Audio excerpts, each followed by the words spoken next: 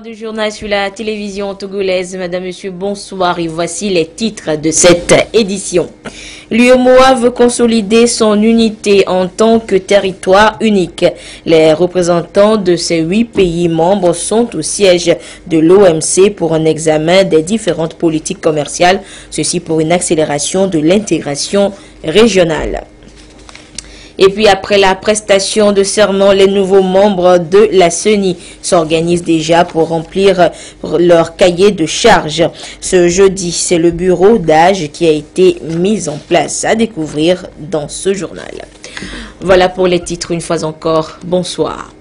Les représentants des 8 pays membres de l'UEMOA, dont le Togo, sont au siège de l'Organisation mondiale du commerce à Genève.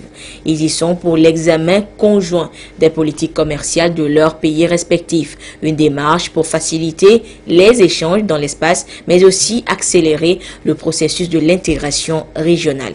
Les précisions avec Pierre Soussoupo depuis Genève. Quand 8 pays à destin commun ou simplement les territoires de l'UEMOA décident de faire un examen conjoint de leur politique commerciale, n'est-ce pas, pour accélérer et renforcer les politiques de l'intégration régionale. Et c'est à dessein que le siège de l'Organisation mondiale du commerce abrite ce rendez-vous. Le niveau de représentation des pays ici réunis juge de la détermination des gouvernants de l'espace à passer des discours aux actes. Et c'est dans cet esprit que le rapport qui va être présenté devant l'Organisation mondiale a été consensuellement élaboré. On y trouve déjà une force, mieux la synergie des énergies pour une unité consolidée des États. En moins de 20 ans, l'Union a accompli d'importants progrès en matière d'intégration économique. Depuis décembre 2001, les États membres se sont mis d'accord pour instaurer une politique agricole commune. En 2005, l'Union a adopté une politique commune d'amélioration de l'environnement. Des efforts ont également été fournis afin d'améliorer le climat des affaires grâce à la mise en application d'un certain nombre d'actes de l'Organisation pour l'harmonisation en Afrique du droit des affaires. Ici, les politiques commerciales des États sont passées en revue. L'exercice va permettre à chaque pays de s'améliorer et encourager l'évaluation interne de sa politique commerciale. Le Togo, comme les autres pays présents à Genève, mesure les attentes.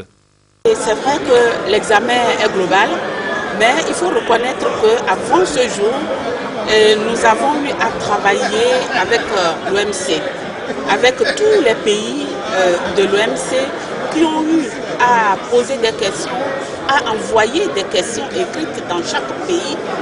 Et nous avons eu à répondre à ce qui est fait. D'abord, on a présenté notre politique et puis après, les gens, les autres pays ont posé des questions auxquelles nous avons répondu par écrit et envoyé à l'UEMOA qui a consolidé, harmonisé toutes ces réponses qu'il a envoyées à l'OMC.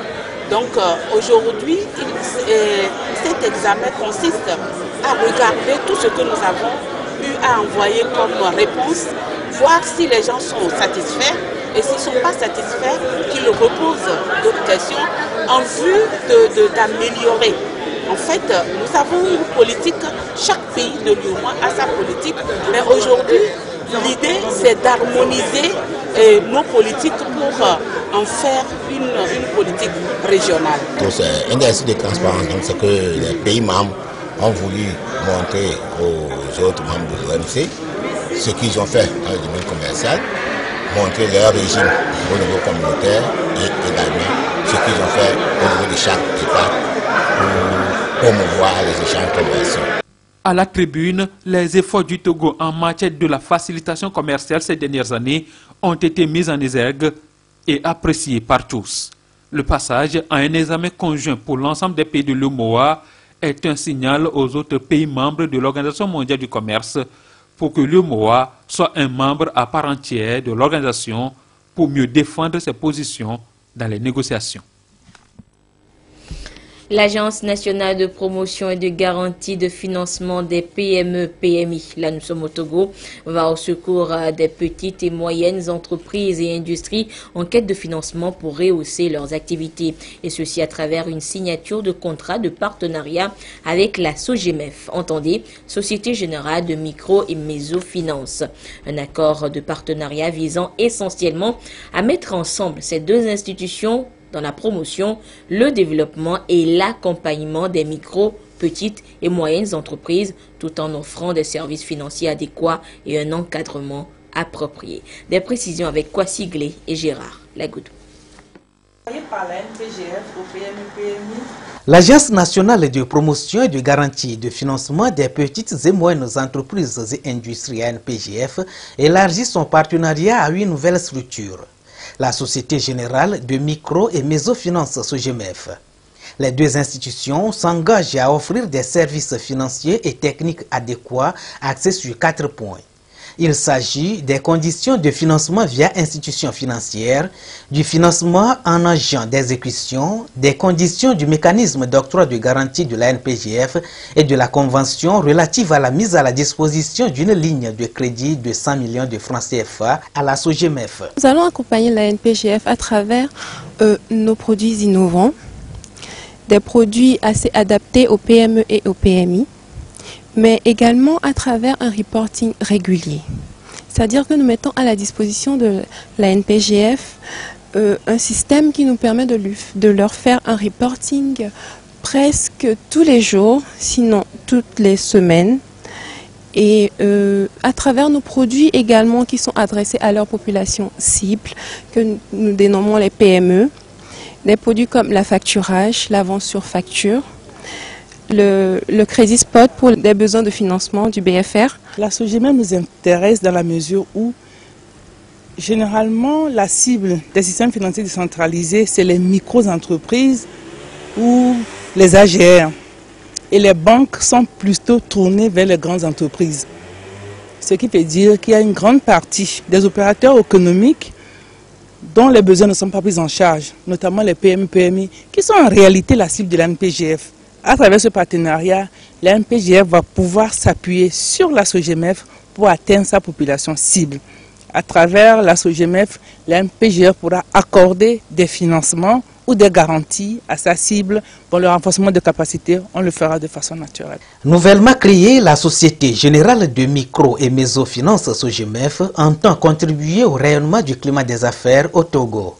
Elle compte s'installer sur toute l'étendue du territoire national dans les prochains jours.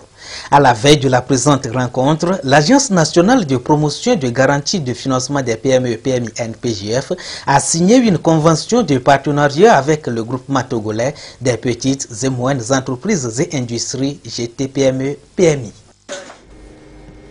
Direction maintenant Tchaoudjo, où le préfet de la localité, le colonel Mompion Matendou, a rencontré cette semaine les imams et les leaders religieux de la commune de Sokodé.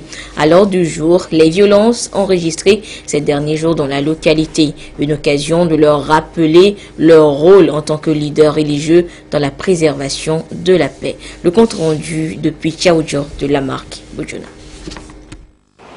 Les actes de vandalisme, de destruction des biens publics et privés qu'a connu la ville de Sokodé la nuit du 16 octobre ont amené le représentant du pouvoir central à prendre des dispositions pour que de tels actes ne se reproduisent plus.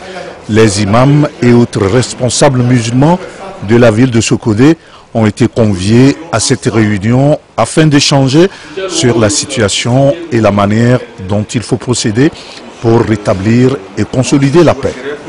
Celui qui connaissait la ville de Sokodé, si aujourd'hui passe, il ne peut plus, il va dire que non, ce n'est pas Sokodé ça, parce que tout est détruit. Et le préfet a voulu qu'ensemble avec les imams, qu'on réfléchisse comment canaliser les jeunes pour éviter de tels drames à l'avenir. Nous avons vraiment apprécié cette intervention. Nous sommes très contents et les imams ont promis de faire des prêches pour apaiser les enfants, leur parler de sagesse.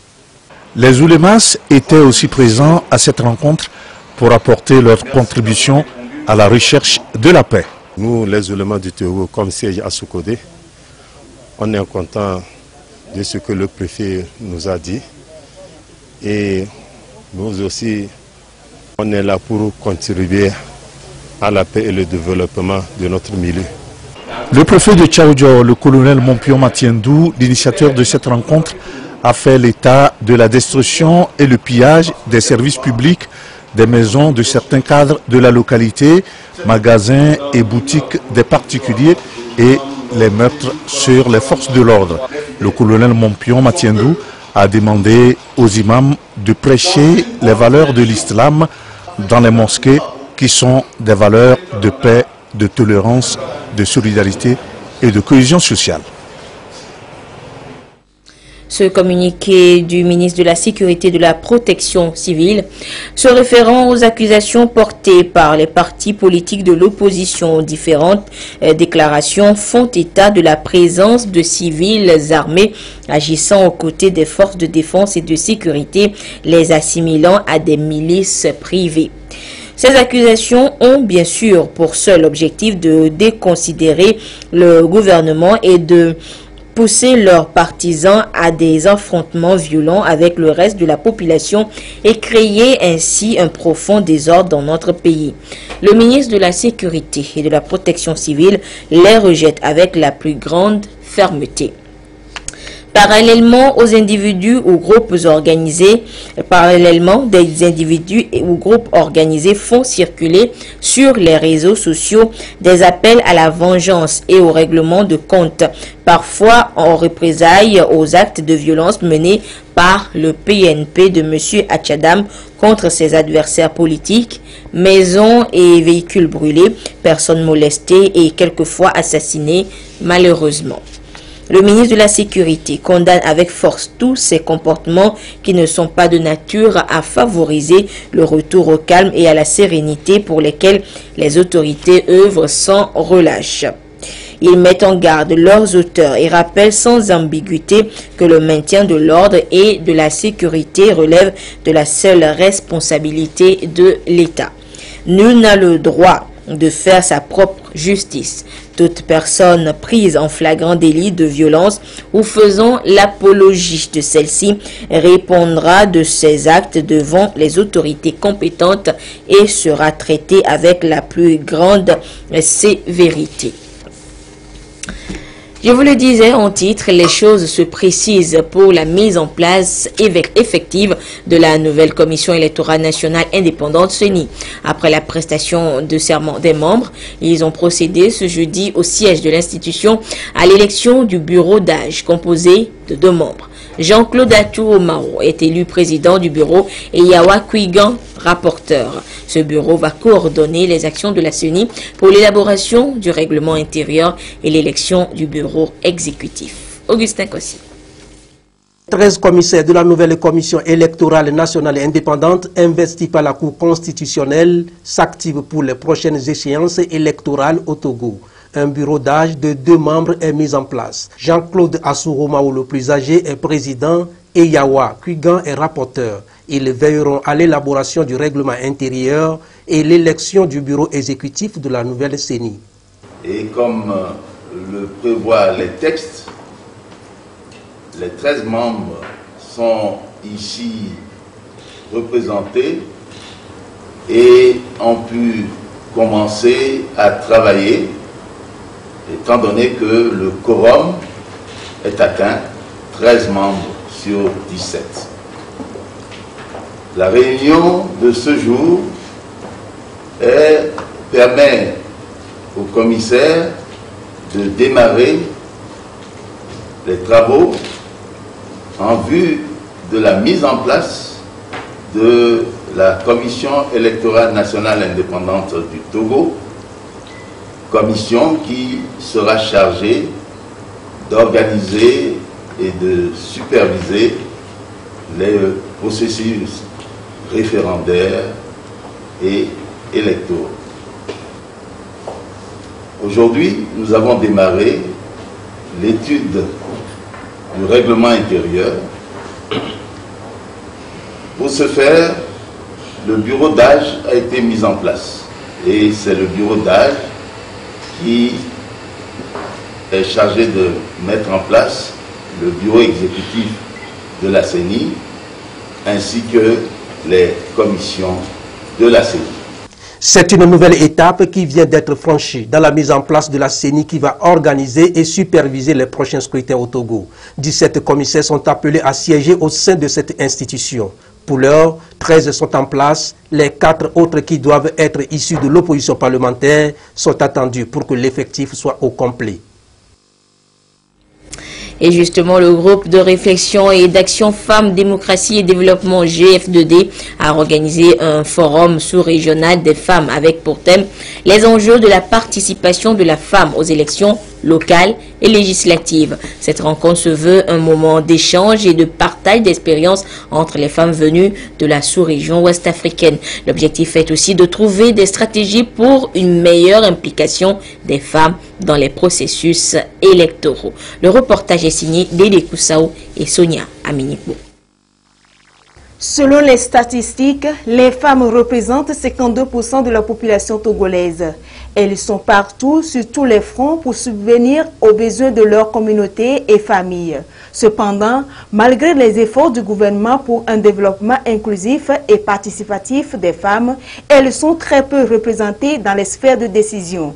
D'où l'importance de ce forum initié par le groupe de réflexion et d'action Femmes, Démocratie et Développement GF2D pour justement amener ces femmes à comprendre leur rôle et les stratégies porteuses pour leur émergence en politique au Togo et dans l'espace CEDEAO. L'année prochaine, il est prévu l'organisation des élections législatives et locales.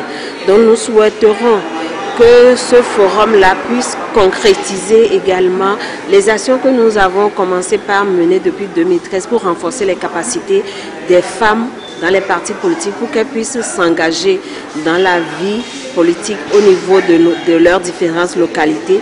Pour nous, c'est l'occasion d'offrir un cadre d'échange aux femmes des partis politiques de notre pays avec des femmes des partis politiques et d'organisations de la société civile venues des pays de la sous-région. Conscient de l'enjeu, le gouvernement s'est engagé depuis quelques années à mettre en place des mécanismes afin d'inciter les femmes à s'impliquer davantage dans la politique.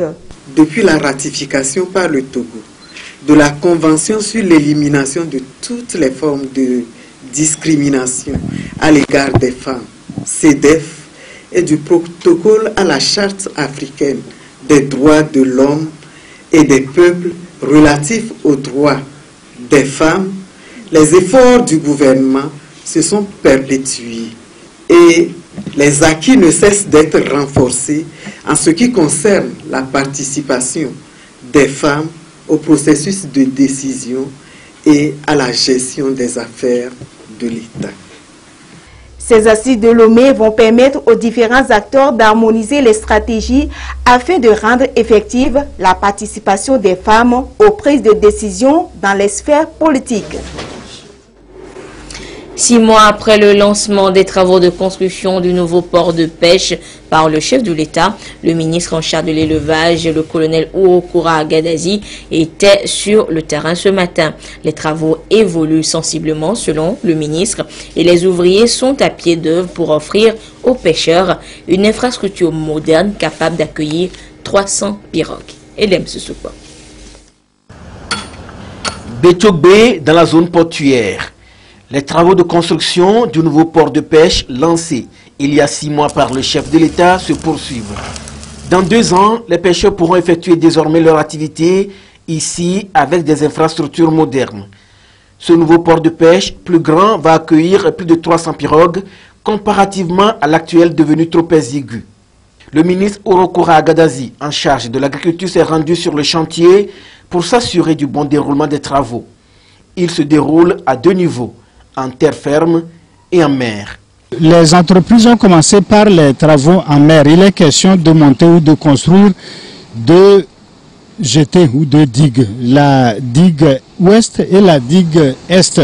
Mais avant de construire, il faut nécessairement construire les tétrapodes. C'est ce que nous avons vu sur le terre-plein. Donc ils sont en plein travaux pour réaliser la construction des 3333 tétrapodes qui sont attendus pour commencer la mise en place l'installation des ouvrages en mer.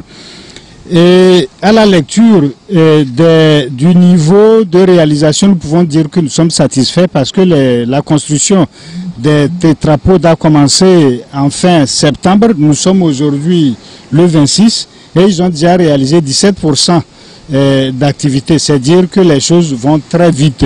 Et puis il est prévu la construction des infrastructures de traitement de poissons. La chaîne de froid sera installée avec toute une formation qui sera faite aux pêcheurs qui sont sur le site pour pouvoir non seulement vendre les poissons sur le marché local, mais aussi sur les marchés sous-régionaux et internationaux. C'est la volonté manifeste des plus hautes autorités du pays d'intégrer la pêche artisanale à l'économie bleue. Cette pêche occupe une place importante dans l'économie nationale. En termes de contribution au secteur primaire, c'est autour de 4,5%. Et au PIB national, 1,6%. Vous voyez, c'est déjà important. Et donc, une part importante de la population togolaise s'adonne à cette activité. C'est en cela l'État a voulu leur offrir un cadre adéquat pour améliorer leurs conditions de vie et de travail. Près de 17 milliards de francs CFA libérés par le Japon et l'État togolais permettront de réaliser ces ouvrages. Le nouveau port de pêche disposera de plusieurs quais, dont un spécialement consacré aux pirogues de pêche et aux entrepôts frigorifiques. Et dernière phase de l'exercice African Nemo 17.7 ce jeudi dans les eaux territoriales togolaises. Une opération qui a testé l'aptitude des forces multidisciplinaires impliquées dans l'action de l'État en mer sur le trafic illicite de drogue. Cet exercice exécuté dans les différents pays du Golfe de Guinée entend renforcer les capacités des parties prenantes à être plus efficaces et plus performantes dans les diverses opérations qu'elles auront à mener en cas de crise. Rich Degbe, Ekwesala. Il était 15 h ce jour quand le bateau Django Calme en provenance de Dakar a été arraisonné pour cause de trafic illicite de drogue en mer togolaise. Aussitôt informé par la Marine nationale, le préfet maritime a requis l'armée de l'air pour identifier le navire en question. À bord du patrouilleur Oti, une force pluridisciplinaire. L'équipe découvre de l'armement et 20 kg de drogue. Il y a donc de quoi dérouter le navire Django Calme vers le port autonome de Lomé pour plus d'investigations. C'est l'essentiel de l'exercice African Nemo 17.7 démarré le 22 octobre dernier.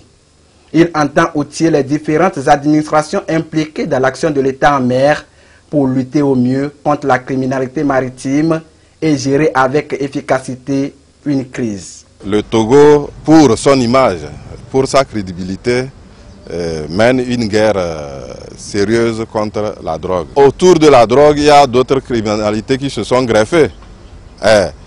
La détention illégale d'armes. Vous savez, aucun navire ne peut approcher nos ports sans déclarer ses armes, si ce navire en possède. Il y a aussi l'autre entorse à notre réglementation. La détention d'une grande cargaison de poissons.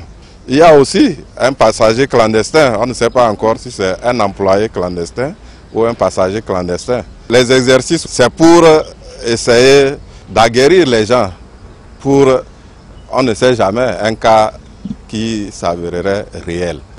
L'exercice s'est très bien déroulé. Il a permis de bien montrer que nous sommes capables de travailler entre les Togolais et les Français de manière assez rapide en opération. C'est très important pour nous de pouvoir aider les marines d'Afrique de l'Ouest à améliorer leurs capacités. Donc à notre niveau, nous essayons d'organiser ces exercices pour permettre aux différents pays de l'Afrique de l'Ouest de réussir à travailler ensemble, de coopérer avec les pays limitrophes pour que les différentes menaces puissent être gérées par les pays africains. L'exercice African Nemo 17.7 a pris en compte les pays du Golfe de Guinée. Au Togo, il est coordonné par la préfecture maritime avec la contribution des différents acteurs de l'action de l'État en mer.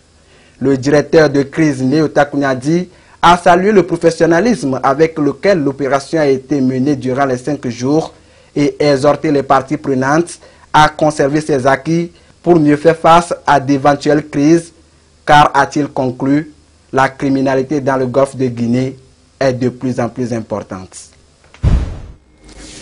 Hors du Togo, au Kenya, cette journée de scrutin ce jeudi, journée de scrutin présidentiel bis, s'est ouverte dans un climat tendu avec des échauffourées dans des quartiers favorables à l'opposition. On dénombre 3 morts et une dizaine de blessés. Le président de la commission électorale a du coup annoncé le report du scrutin à samedi dans certaines localités du fait des violences commises ce jour. Et en page nationale, pour intensifier la formation et la sensibilisation des populations togolaises sur la citoyenneté et le civisme, un appel à projet a été lancé par la direction de la formation civique. Et pour donner le ton à la phase opérationnelle des projets retenus, des attestations ont été remises cet après-midi aux initiateurs de ces projets issus des secteurs médiatiques et de production de sketch. Les précisions avec Lucassi. Mentale et comportementale débouche sur un certain nombre d'actes qui sont contraires au vivre ensemble, au non-respect des autorités des institutions de la République, à la perte des valeurs civiques et citoyennes. Et pour mettre un terme à cette montée de l'incivisme, le gouvernement a initié une politique nationale de formation et d'éducation à la citoyenneté adoptée en 2014. Cette démarche est renforcée par un appel à projet émis par le ministère chargé de la formation civique, dont les lauréats sont ici gratifiés pour la réalisation de leur projet. Nous avons soumis un projet dans lequel nous allons produire 6 émissions qui parleraient un peu des différentes choses qui vont changer un peu le comportement de nous tous les jours. Par exemple, le respect des feux tricolores. Nous déguisons la vérité sous forme d'humour et nous faisons passer le message. Donc nous allons profiter de notre canal d'humour et véhiculer le message par rapport au civisme, la citoyenneté, le changement de comportement. L'exécution de ces différents projets permettra d'amener les citoyens à s'approprier les valeurs républicaines indispensables à un développement harmonieux. Et le gouvernement entend faire de ces lauréats des acteurs de relais de l'éducation à la citoyenneté et au civisme. Le résultat attendu, c'est que nous puissions atteindre toutes les couches de nos populations, quel qu'il soit sur l'étendue du territoire, puisque les lauréats couvrent l'étendue du territoire. Donc, ce sont dans les 5 régions. Pour qu'un certain nombre de messages, les messages de paix, les messages du vivre ensemble, les messages de cohésion, les messages d'apaisement, de respect des biens publics, du respect des institutions de la République et autres, puisse atteindre chacun. Les lauréats sont issus des médias et des associations de production de sketch. Dans leur projet, ils ont abordé des thèmes relatifs à la paix, à la non-violence, au patriotisme, à la tolérance, à l'acceptation de l'autre et à la sécurité routière. Et le ministre Guy Madjé Lorenzo, en charge également des sports, a réceptionné ce jour toujours un lot de matériel sportif. Et c'est un don de l'ambassadeur de Chine au Togo destiné à différentes fédérations et aussi au centre de développement sportif de Kalimé. Ramdan Bassina.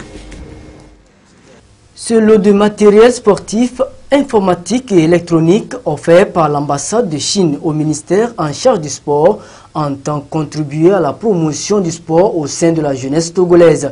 Il s'agit surtout d'encourager les performances sportives enregistrées par les différentes fédérations. Les jeunes Togolais sont très dynamiques et ils ont beaucoup de performances dans le domaine du sport. Je dois les saluer et je voudrais à travers ce geste, de les encourager, de continuer de pratiquer le sport et de continuer leur relation d'amitié avec les jeunes des autres pays, y compris bien sûr les jeunes de Chine.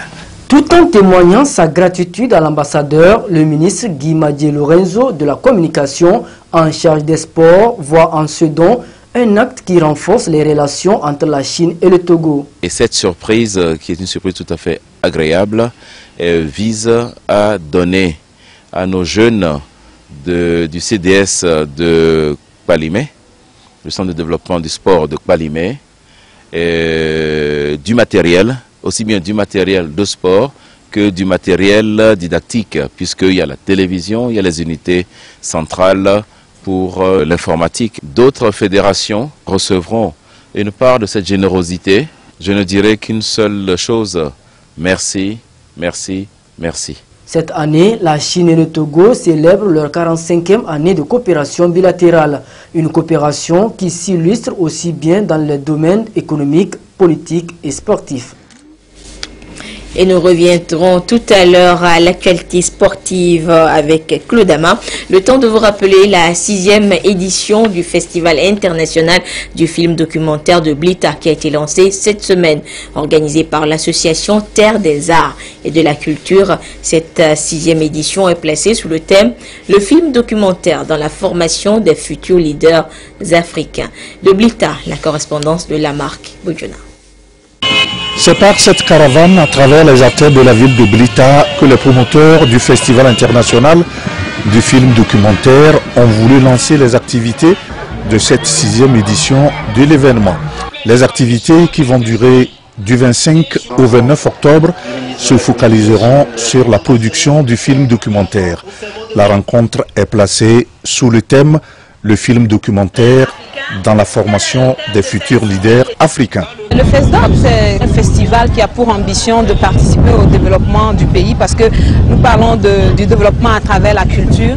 À travers la culture, nous pouvons partager, échanger et aussi fédérer afin que nous puissions être forts pour bâtir de grandes choses. C'est un festival qui réunit plusieurs personnes qui ont la même vision pour leur pays, pour leur continent. C'est pour ça que nous avons décidé cette année de faire un thème sur la formation, le film documentaire et la formation des futurs leaders africains qui doivent être des hommes bien formés. Nous nous battons pour la formation, c'est l'objectif du FESDOP, c'est pour ça qu'à chaque édition il y a des formations et en plus à travers les films documentaires que nous présentons qui sont des films de grande qualité, les jeunes vraiment apprennent beaucoup. Le festival du film documentaire de Blita est un événement culturel créé en 2011 et centré sur la promotion du cinéma, en particulier les films documentaires courts et longs métrages. Pour cette 6e édition, 20 films ont été sélectionnés pour être programmés en compétition officielle. 7 films longs métrages et 13 courts métrages. Le parti UNIR, Union pour la République, tient son congrès statutaire les samedis 28 et dimanche 29 octobre 2017 au stade municipal Dr Kaolo de Thiévier, préfecture de Zio, chef-lieu de la région maritime, est placé sous le thème Unir nos énergies pour un développement harmonieux du pays. Ce congrès statutaire permettra aux délégués venus de toutes les préfectures du Togo de faire le bilan, de mettre en place les instances du parti et d'explorer les perspectives. La cérémonie d'ouverture aura donc lieu le samedi 28 octobre 2017, mise en place terminée à 7h30. Et nous ouvrons maintenant la page des sports. Claude, bonsoir. Bonsoir Anita. Et Claude, le football et Maracana sont donc les deux disciplines au menu de la dernière page des sports du mois d'octobre, ce mois d'octobre. Et prévu pour se jouer à 12 clubs, le championnat national de première division va plutôt se jouer à 16. L'information a été révélée cet après-midi au cours d'une conférence de presse du comité exécutif de la Fédération togolaise de football au siège de l'institution. Reportage Modeste Nyakwafré Kouma. Face à la presse, le comité exécutif de la Fédération togolaise de football a évoqué le nombre de clubs devant disputer les différents championnats. 16 équipes en première division et 20 en deuxième. À la lumière du rapport de fin de championnat écoulé, fourni au ministère des Sports par le COMEX, vu le rapport et les recommandations de M. Tondo, expert de la FIFA lors de son passage à Lomé, enfin, dans l'optique de permettre aux matchs qualificatifs des éperviers pour la CAN 2019 de se dérouler dans la concorde et dans la sérénité, la Fédération togolaise de football, après concertation avec le ministère de tutelle, décide que les championnats nationaux D1 et D2 se joueront comme suite. D1 à 16 équipes en poule unique et D2 à 20 équipes reparties en 2 poules. Ceci afin de favoriser une refondation totale de notre football. La 3e division sera également jouée. Les calendriers des différentes compétitions seront publiés très prochainement et la Fédération togolaise de football entend accompagner financièrement les clubs pour un bon déroulement de la saison sportive. La 1re division démarre le 18 novembre prochain. Et du 18 au 23 octobre, Bamako, la capitale malienne, a abrité la 6e édition de la CAN de Maracana avec la participation de 8 pays, dont le nôtre. Anita, notre pays qui était représenté par 2 équipes est classé 3e dans la catégorie senior, synonyme de la médaille de bronze suite à sa victoire 3-0 face au Canada. Résumé avec notre envoyé spécial à Bamako, Martin Sandani Mankoubi. 2 catégories d'équipes, une en senior et une autre en vétéran, ont représenté le Togo à cette 6e édition de la Coupe d'Afrique des Nations de Maracana CAN Mali 2017. Malgré les conditions difficiles, les éperviers maracaniers ont démontré leur savoir-faire. Si du côté des vétérans, les Togolais sont sortis de la compétition dès le premier tour, les seniors quant à eux ont eu à atteindre l'étape des demi-finales. Les éperviers seniors ont d'abord écarté le menant du Niger par 2-1 en quart de finale avant de s'incliner face au tenant du titre, la Côte d'Ivoire, par 2 tirs contre 3, temps réglementaire 0 but partout en demi-finale. Je suis satisfait de mes joueurs par rapport à ce qu'ils ont donné comme performance. Et avec les difficultés que nous avions connues sur la route, je crois que si cela n'avait pas été le cas, on pouvait faire mieux. Pourquoi pas gagner la coupe. Notre objectif en fait c'était de gagner la coupe. Aujourd'hui on n'a pas la coupe. Ce n'est que partie remise. Les éperviers version Maracana se sont contentés de la 3e place chez les seniors qu'ils ont réussi à enlever contre le Canada par 3-0 dans une rencontre âprement disputée. Un bilan somme toute satisfaisant. Le Togo a fait une participation que moi je qualifie de totale. Le premier jour, vous le savez, a donné des résultats plutôt mitigés, mais après un repos, le lendemain, vous avez bien pu voir une haute physionomie des équipes togolaises.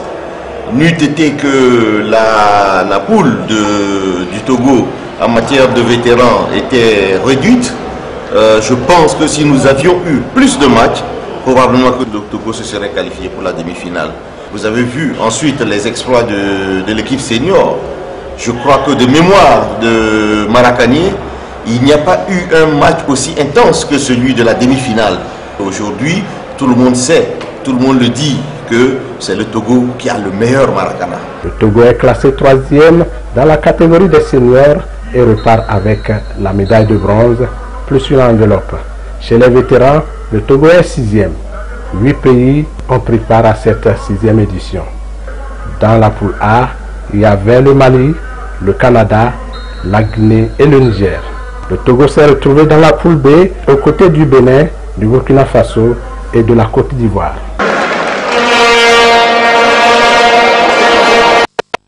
Claude, cette 6e édition de la CAN de Maracana s'est donc achevée dimanche au Palais des Sports Salamatou Maïga de Bamako avec le sacre de la Côte d'Ivoire dans les catégories seniors et vétérans.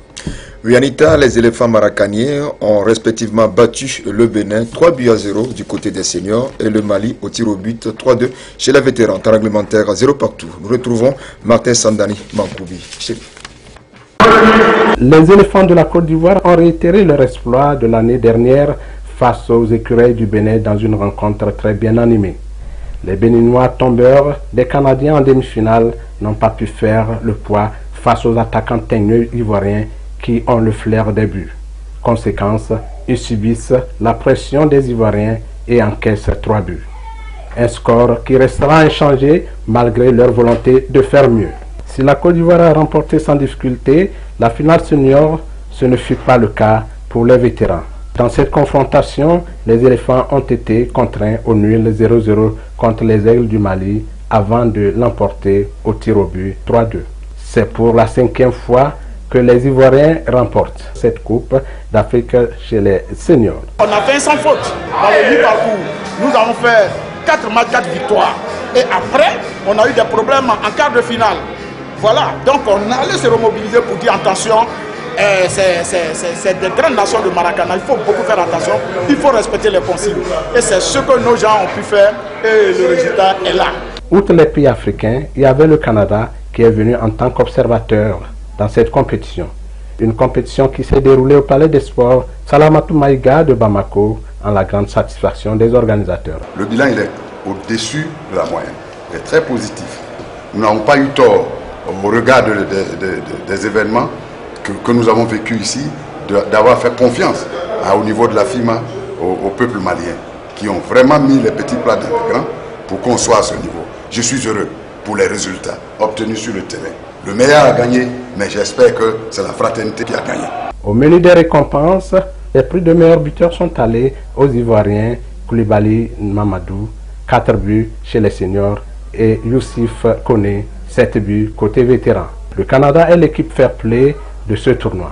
La meilleure paire d'arbitres revient à l'Ivoirien Yahon Marc et la Togolaise Yvette Nda. Ces joueurs, on les entend, ce sont des gens très malins, mais il faut composer avec eux. Il y a certains, arrivé à un moment, il faut gérer le match. Parce qu'ils vous provoquent à les sanctionner ou bien à sanctionner notre équipe, il faut l'intimidation. Mais on fait tout pour calmer parce qu'on est très vigilants. C'est ça qui a joué, c'est ça qui nous a mené vraiment à cette finale. Le Togo est classé 3e chez les seniors. Le Mali et le Bénin occupent respectivement la 2e place en senior et en vétéran. Et enfin, la Côte d'Ivoire, champion des 2 catégories, remporte les trophées mis en jeu.